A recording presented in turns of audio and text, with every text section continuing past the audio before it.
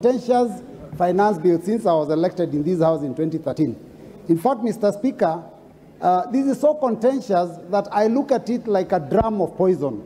And Mr. Speaker, when I listen to the mover and the seconder, they've mentioned some amendments they're proposing, a few things that are in the bill that are okay. It's like saying that they have put a teaspoon of sugar in a drum of poison. Mr. Speaker, for me, I think this bill is something that we must reject in its totality. Mr. Speaker, the economic situation in this country is very dire. Kenyans are struggling. Kenyans are suffering. Mr. Speaker, very few Kenyans can actually put 3 or 4 square meals in a day on the table. Mr. Speaker, Kenyans are asking themselves, do we put food on the table for our children, or do we pay fees? Do we buy clothes? Everything is difficult.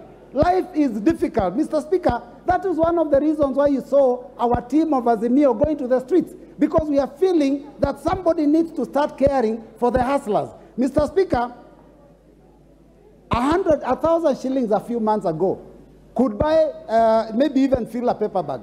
Mr. Speaker, today, with 1,000 shillings, you cannot even buy 2 kilos of sugar, 2 kilos of unga, 2 kilos of cooking flour. I mean, it's already finished, Mr. Speaker. So I'm telling you, it is a very bad situation. Now, this bill, when we heard that there was going to be some proposed amendments, we thought they would deal with those things that are affecting the cost of living.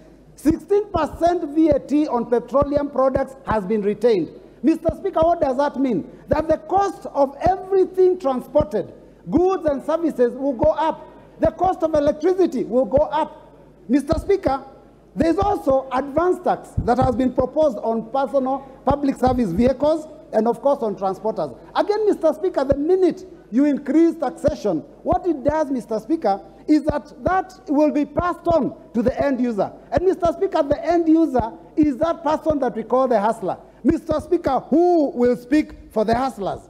Mr. Speaker, our turnover tax, which is a tax on doing business where there is no profit, has gone up from 1% to 3%. Mr. Speaker, how do you tax people for having the dream of opening up a business? And we are being told that those at the bottom of the bracket are going to be raised, they are going to be assisted. Mr. Speaker, this was a hoax. Now Kenyans can see for themselves that there was never any good intention from this Kwanza regime.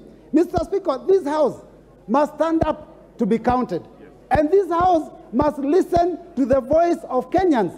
Over 93% of Kenyans have said we reject the finance bill. 93% of Kenyans, those that voted for us. Mr. Speaker, I am shocked that members of the House can stand up and say, despite the fact that our voters are unhappy with the bill, we shall continue and vote in its support. Mr. Speaker, yes, there's a point of order from the Majority Leader.